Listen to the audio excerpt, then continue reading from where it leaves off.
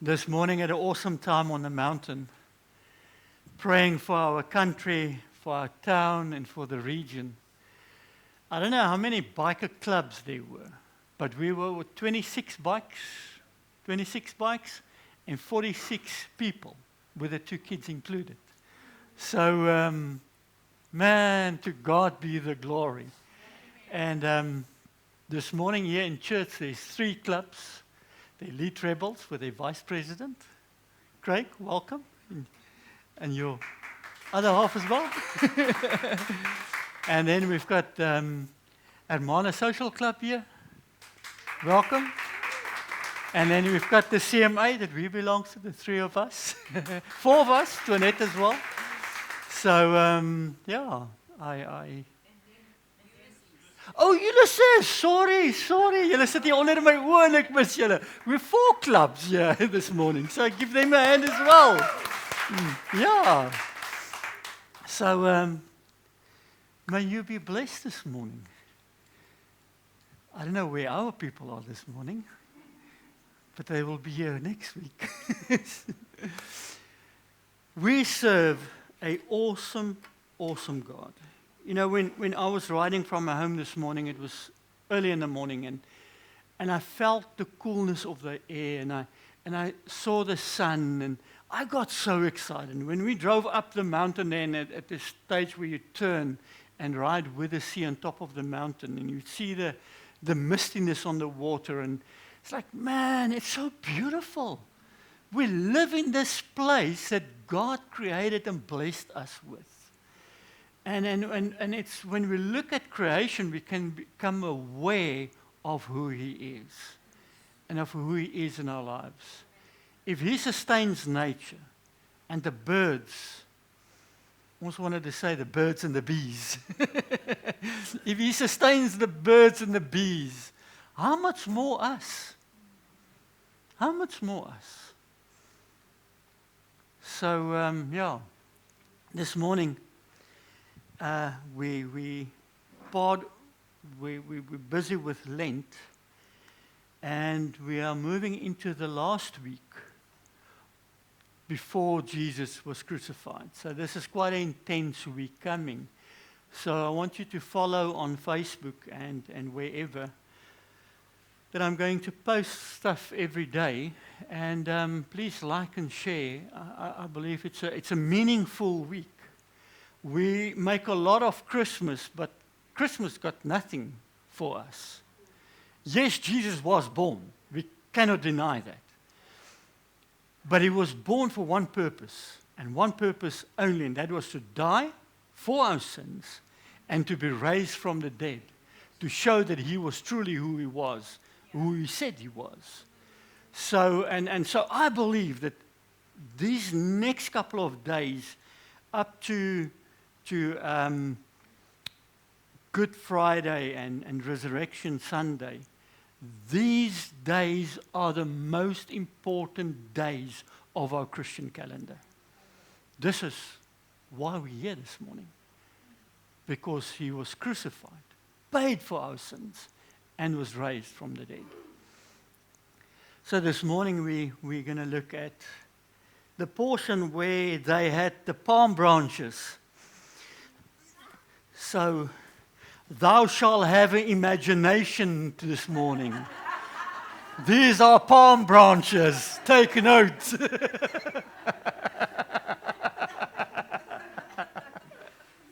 So, if you wondered, these are palm branches, okay? And if you need a palm branch to wave, there's one to pick up here, or a couple to pick up. There's some outside there as well. So if you feel the need to wave to the King, let me get a smaller one here, because I'm going to need it. We serve the King of Kings and the Lord of Lords.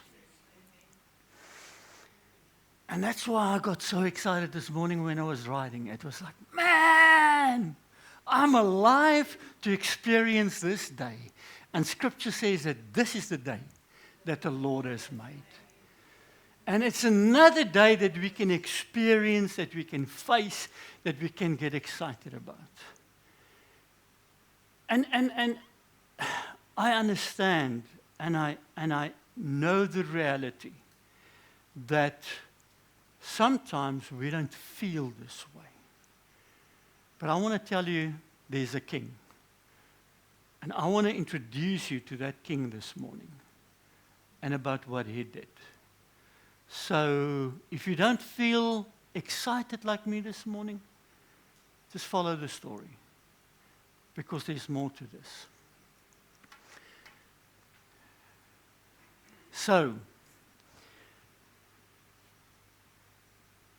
I think all of us did this story in children's church back in the day, Sunday school. So we all did this story. We all know about the palm trees, or the palm leaves, and all that. But I want you to when I prepared, I realized, and I always said that Scripture is like an onion. There's layers to it. And there's so much in the story that I can't even touch on. Like, I want you to go and look what Jerusalem means, what Bethphage means, and Bethany, that in Luke it speaks about Bethany as well. Go and look at what it means. It's layers. So we can't even touch on that this morning. So, now when they draw near to Jerusalem and came to Bethphage, to the Mount of Olives, then Jesus sent 2 disciples. So now you must understand, Jesus knew from the story prior to this, we spoke about Lazarus, that he rose from the dead, and they now want to kill him. So Jesus knew going to Jerusalem, this is it. He's walking into a death trap. He knew it. And you will see at the end how he prepared his disciples. Then Jesus sent 2 disciples, saying to them, "Go into the village in front of you, and immediately you will find a donkey, tied and a colt with her. Untie them and bring them to me. If anyone says anything to you, you shall say, 'The Lord needs them,' and he will send them at once." Come on, that does not make sense. Henry, daar stap 'n dude na jou toe. Hy soek jou kar se sleutels. Nee. Craig, your bike. No. I didn't ask a question, he said no. There's no way. There's no way. Why was it different back then? So we've got a mindset that they were primitive. It's not so. They were advanced civilization with advanced laws and advanced mindsets. I don't know where we get this idea from that they were primitive. To them, if you would take a donkey, it would have been like taking somebody's car or motorbike. It's no, you don't do that. Why would Jesus tell them, "Go, take it, and if they ask you, then just tell them, 'The Lord needs it'." It's like I take your car and all I tell you is, "The Lord needs it." And off I go with your car. So there needs to be more to the story that we understand culturally. So, I don't know how to pronounce that word, Angaria. Angaria was a thing where this is an official royal request, not theft. A custom that permitted one to press on an animal into service. But it's not only an animal. Remember the portion that Jesus told, and he said, if somebody wants you to carry something for them for a mile, go the extra mile. Now, a Roman mile was 1.4 kilometers, and the Romans could angaria you and press upon you that you had to carry their stuff for 1.4 kilometers, their Roman mile.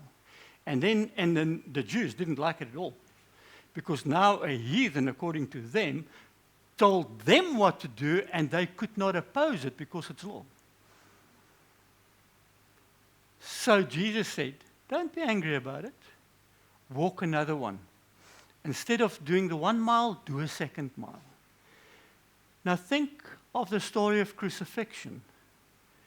When Jesus could not carry his cross anymore, what happened? Simon, the soldier, told him to carry Jesus' cross. It's the same. He had to, because it was the government, royalty, whatever, told him to do it. So when Jesus, now you need to understand this picture, when Jesus sent his disciples to go and fetch the donkey, he had to place himself in a position of a king, of royalty, of a person with authority. And that's why he could call upon this and say, the Lord says. That word Lord, kurios, literally means boss, Lord, master. And I think by then the people, the guy whose donkey it was, knew the disciples, and like I suppose the scripture doesn't say that, but according to the culture, you understood somebody pressed this law upon, and therefore I let go. What was that old Miami Vice? I give away my age now. Remember when they were chasing the cars and they would pull the guy out of the cop, would pull the guy out of the car, in the car, and then they would pull off with this guy's car and chase the bad guy? In the name of cops, I take your car. Out! I take it. It's the same thing. So it was within the culture, and that's why it's difficult for us to understand these things sometimes. Because for me it was like, no man, how does that work? Good. This took place to fulfill what was spoken by the prophet, saying, now you need to understand this whole story that's going to unfold now. Jesus was very intentional with everything he did. Everything he did made a statement. From fetching the donkey and say, if they ask, tell them the Lord needs it.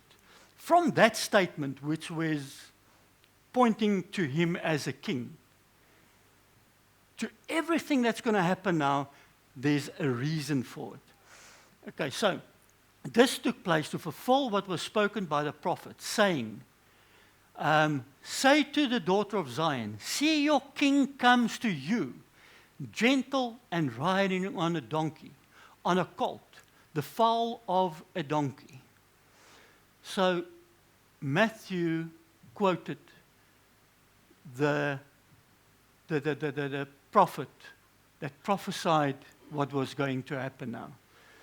And he quoted Zechariah 9, verse 9, which was about 500 years before this story happened. So for 500 years, they knew there will be a day where the Messiah will come as the king, and he will liberate Israel from oppression. And he will be the King of Kings, and he will have a kingdom that is forever. So keep that in mind. We're going to revisit that. So Zechariah said, rejoice greatly, O daughter of Zion. Shout aloud, O daughter of Jerusalem. Behold, your king is coming to you. Righteous and having salvation is he. Humble and riding on a donkey, on a colt, the foal of a donkey. That was in Genesis 49 already, 1,500 years before. The scepter will never depart from Judah, nor a ruler's staff from between his feet until the one comes who owes them both. And to him will belong the alliance of nations, binding his donkey to the vine and his mare's foal to its thick tendrils. He has washed his garment in wine and his vesture in the blood of grapes. Pointing, that last section pointing to the crucifix.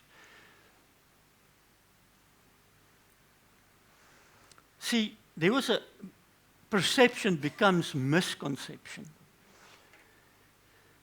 The Jews had an idea that the Messiah would come as a king, as a physical king. So the Messiah would come and he would going to be the king of the country. He will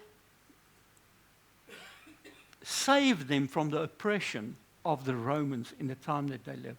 So that was their perception. This is who he is going to be. This is what he's going to do. And then Jesus came. And there was a stage where they wanted to make him a king. And all he did was he walked out among them and he walked away. The same as the times where they wanted to stone him, he just walked out past them because it was not yet his time. So they wanted to make him a king prior to this, and he just walked away because it wasn't his time. But now Jesus came and he took up his position by starting, number one, asking for the donkey, making a statement, a cultural statement. And now he's riding in on a donkey. The Jews understood this because they knew we are waiting for the king. We are waiting for the king that is going to liberate us. And they made the connection. And the dots added up. This man is the king. But they misunderstood who he was. They never understood. See, the misconception was they never understood that the king was establishing an everlasting kingdom that is not of this world. Because that was what they asked Jesus, remember? We hear you're a king. Well, you say so. No, but the people say you're a king. He says, my kingdom is not of this world. And that's why they mocked him and crucified him with a sign above his head that said, King of the Jews. And it was more mocking statement than anything else. Because it's, look at your king. So they misunderstood what he was, who he was, and what he was supposed to do. The disciples went and did as Jesus has directed them. They brought the donkey and the colt and put them on them their cloak, and he sat on them. Most of the crowd spread their cloaks on the road, and the others cut branches from the trees and spread them on the road.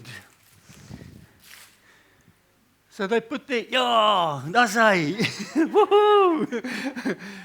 So they put their clothes on the road because the king is here. The king is here. And they put their clothes on and the branches, making a statement. They understood what Jesus wanted to say, and they're following now, and they're making a statement. See, palm branches, thou shalt be a palm branch. Palm branches to the Romans were victory, triumph, success, and a conquering hero. So when you were victorious in some game, they would give you a palm branch. Well done, my love. You're a winner. And that was a trophy of a sign of victory. So, from a Roman perspective, here comes this king, and they proclaim he's a king, and they put trophies in front of him. That must have freaked them out. That must have freaked them out. No wonder they took note when the Jews said, you need to trial him. Because something is about to happen here. There's going to be an uproar. And we need to suppress this uproar. We are in control. But then also from the Jewish point of view, it was nationalism, freedom, independence, victory over oppressions, and a point or a showing that God is moving. See, when the Maccabees defeated the Seleucid Empire around 164, they celebrated by waving palm branches. Now, the Maccabees is not in our Bible. It's a historical book. It's very interesting to read it. It's what happened in history to the Jews. And so there was, when they conquered, they waved the palm branches to show that we're independent. We are free. We are free from oppression. We are now, God is moving among us and we are victorious. Do you see the picture? So they made a statement, not only in words that they spoke, but in what they did. And the Romans also took note. The Pharisees, the Sadducees, the Pharisees and the Sadducees took note of what was happening. Most of the crowd spread their cloaks on the road, and others cut their branches from the trees and spread them on the road. And the crowds that went before him and that followed him were shouting, Hosanna to the Son of David. Blessed is he who comes in the name of the Lord. Hosanna is in the highest. Now, the very first verse not there yet. In Luke, added a little bit on the story. I skipped a verse. No, why? That slide is not there anymore. Okay. Luke added a portion to the story. So, and some of the Pharisees in the crowd said to him, Teacher, rebuke your disciples. He answered, I tell you, if these were... So, they shouted Hosanna to the Son of David. It's a messianic term. In Matthew 1, Jesus, when in the genealogy of Jesus, Jesus is depicted as the Son of David. So here it comes, and he says the previous verse, and he says that, and the crowds that went before him and followed him were shouting, Hosanna to the Son of David. It's a messianic term that they shouted to Jesus. Blessed is he who comes in the name of the Lord, Hosanna in the highest. And now the Pharisees and the Sadducees like, no, you can't do this.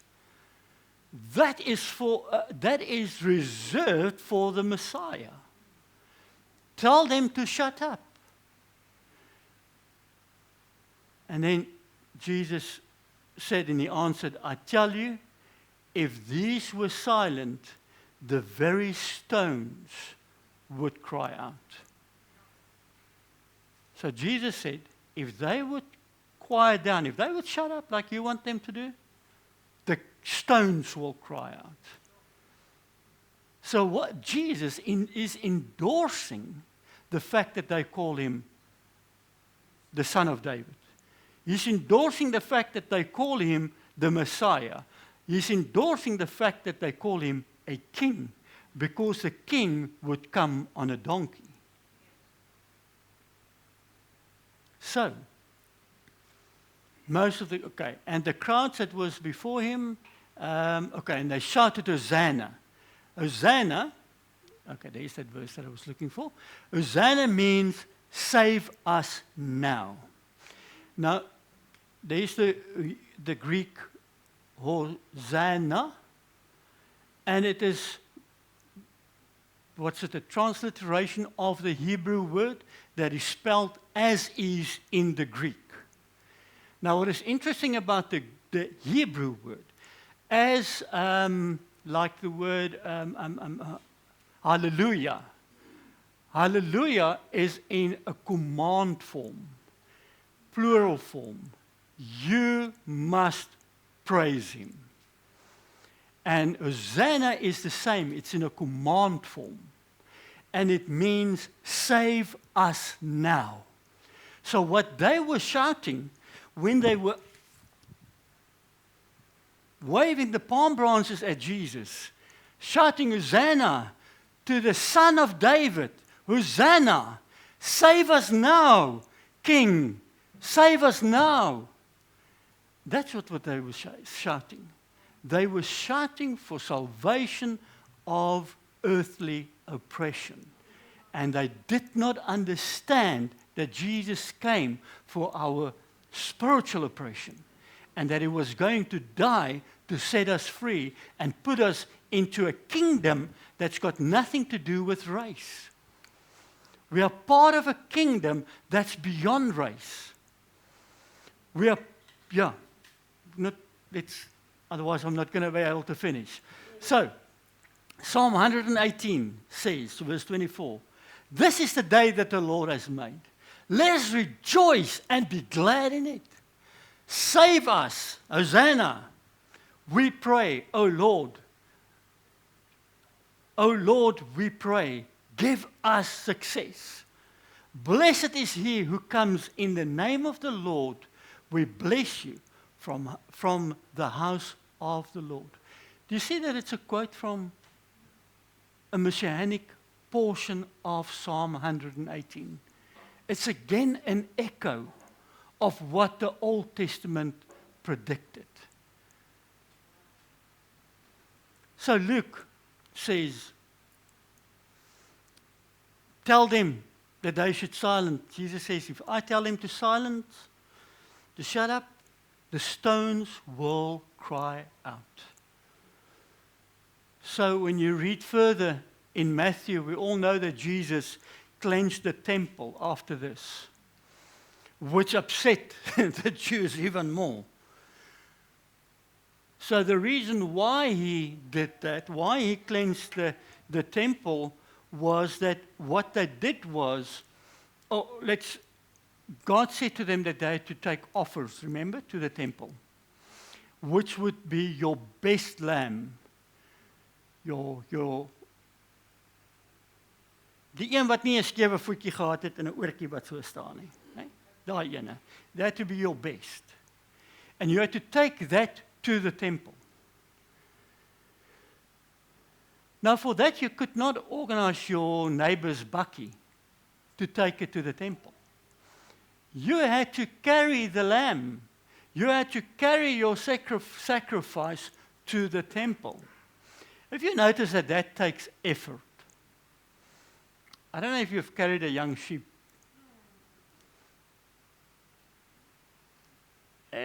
You feel it. And after a while you feel it even more. It's effort. You sweat. You get tired. They had to carry it to the temple to make a sacrifice. There was effort into it. The same with the whole thing about Hosanna, worshiping him. It was easy. But later that week, the same people that shouted Hosanna, Hosanna had no commitment to him, and they shouted, crucify him, crucify him, crucify him. Because it did not sit lekker anymore with my perception. He did not fall in with my perception.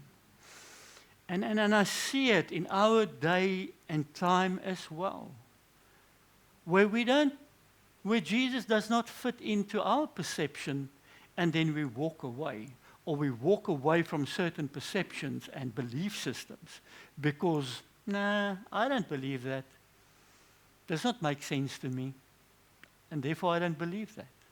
And we have certain pockets of areas within scriptures that we hold on to and others we reject.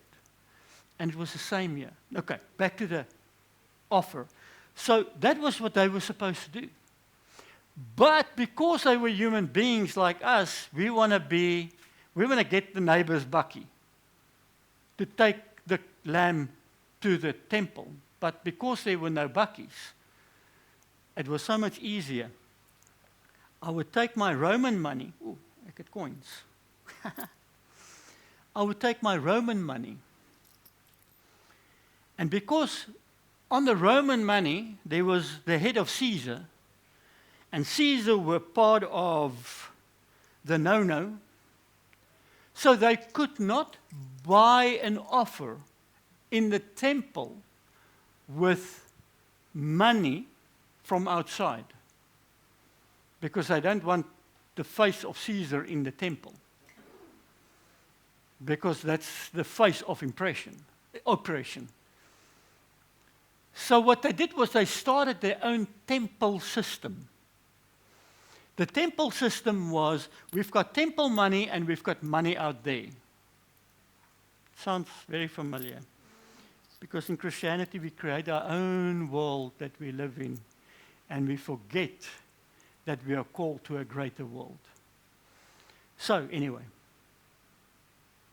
now I exchange my Roman money for temple money. Have you ever exchanged our rand to dollar or pound? You have to put a lot in more to get the equivalent. And it was exactly the same. The exchange from temple money to Roman money was not one-on-one. So they made money off you by exchanging money. And then you would buy the offer, which you didn't carry, which you didn't have no effort in. There was nothing. It was not the best of your flock. There was nothing. It was a clinical transaction. It was so much more easier to carry this coin than a sheep. It was a clinical transaction. And I would buy my offer at the temple. The problem now is, now I sit with Roman money, and I can't buy a bread outside. Because now I need to exchange this again to get Roman money to go buy and buy a bread. And again, this is not done one-on-one. Again, they make money off this. So they make money off exchanging. They make money out of the selling of the animal. And they make money being exchanging back. And this was what Jesus was against. Because of the system that was not from his dad. It was a man-made system that did not serve him or people. Do you understand the picture? So, Jesus walked in. He said, my house shall not be called a house, my house shall be called a house of prayer, but you made it a den of robbers. And so he cleansed the temple through, you know that story, and then after he cleansed the temple, in verse 14, and the blind and the lame came to him in the temple, and he healed them. So he cleansed the temple. He chased out all these people that made money out of religion. And then the sick and the blind started coming in, and he healed them. Now, what is interesting is according to Leviticus, the blind and the lame were not allowed in the temple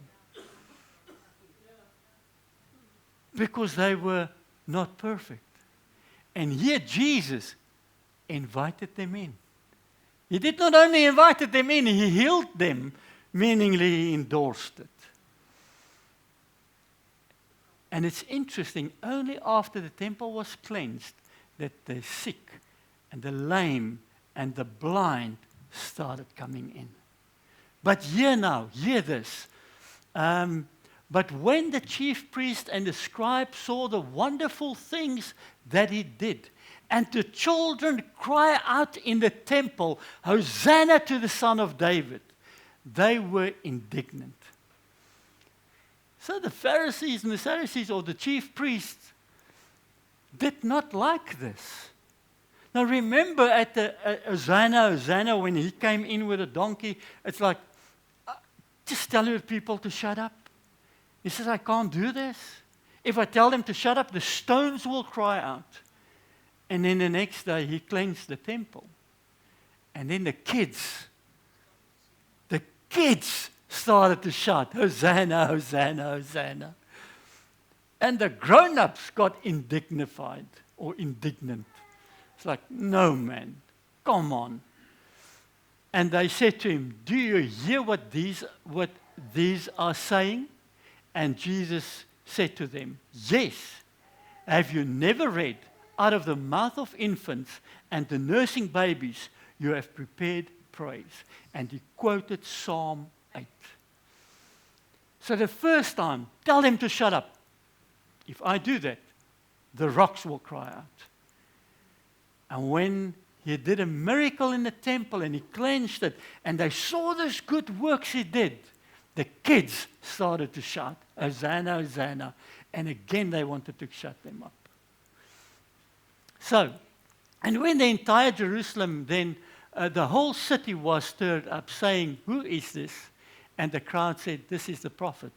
Jesus said, from Nazareth to Galilee. Okay. So they even misrepresented, they misunderstood Jesus, even in the story that he's the king, that he's the Messiah. He's just another prophet. But I want you to understand this. Matthew 20:17. And as Jesus was going up from Jerusalem, he took the 12 disciples aside. Now, this happened before the Hosanna story. And on the way, he said to them, see, we are going up to Jerusalem. So he's prepping his disciples what was going to happen this week coming, 2,000 years back.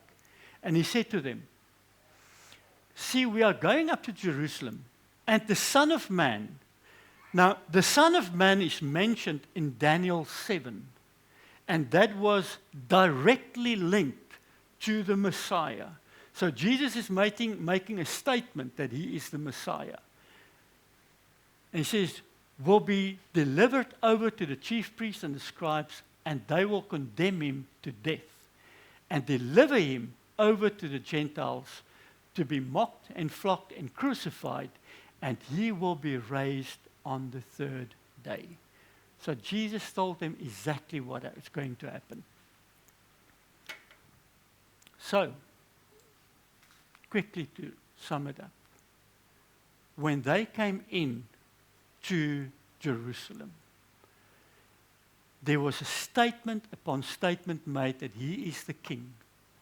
He's the King of Kings, he's the Messiah. And everybody shouted and were happy.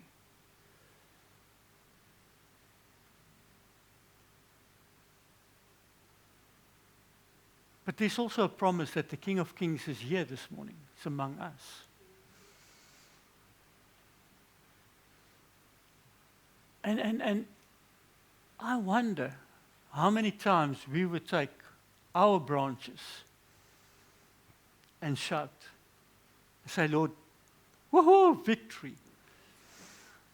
See, we can do it when we sit in front of the TV and there's 30 guys that runs around up and down with a egg-shaped ball. And we shout at one guy with a thingy in his hand that controls this game, and we tell him all the mistakes he did, and we shout at the players, and we get excited when our team score, and we get despondent when the other team score, and we vocal and we are excited. But when it comes to the King of Kings, today, we either want to go for the system where it's so much easier, yeah, go and do it. We pay the pastor to do it. But Scripture says that we are. But so much easier to pay somebody, because then somebody else is responsible, not me. Plus, the other thing is, it's not within my personality to shout, Pastor, I can't do this thing.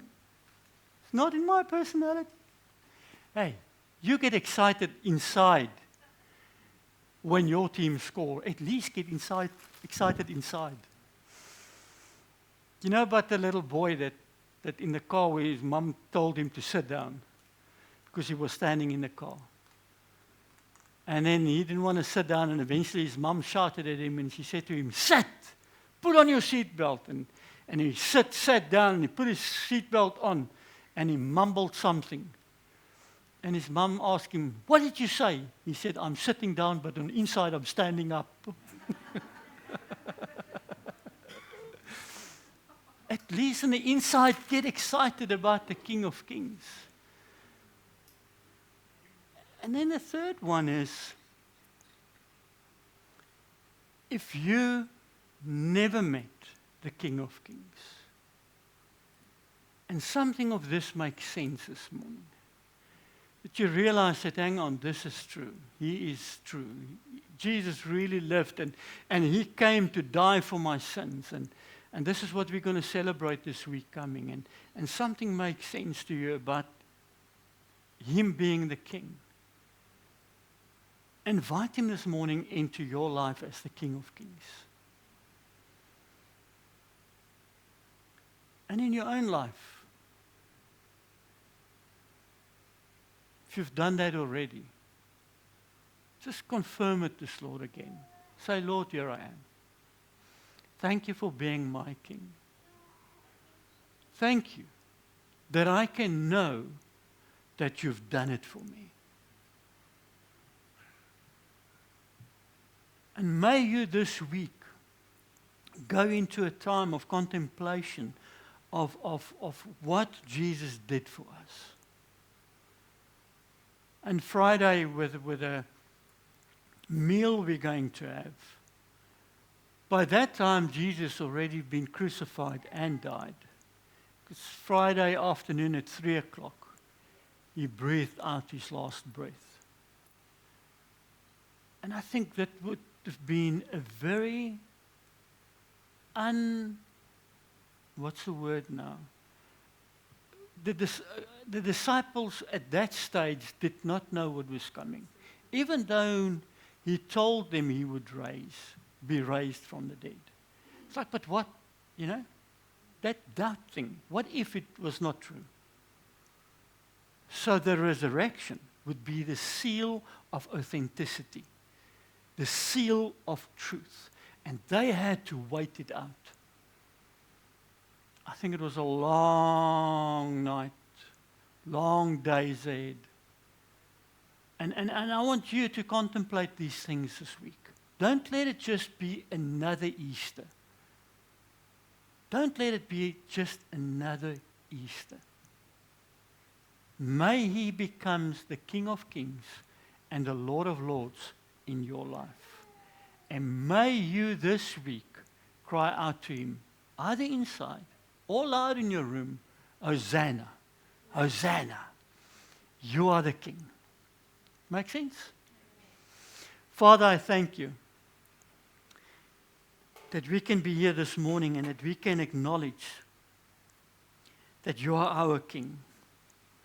Father, and I want to shout and cry out as a little boy inside. I'm standing up and I'm shouting louder than on the outside. But you are my King. You are my King. You are the King of Kings and the Lord of Lords. And by saying that, it means that you are in control of everything in my life. That means that I hand over the steering wheel to you, the clutch, the brake. Father of my life, everything I hand over to you. And may your name be glorified through my life. May you be lifted up. I thank you for this. In Jesus' mighty name, amen and amen.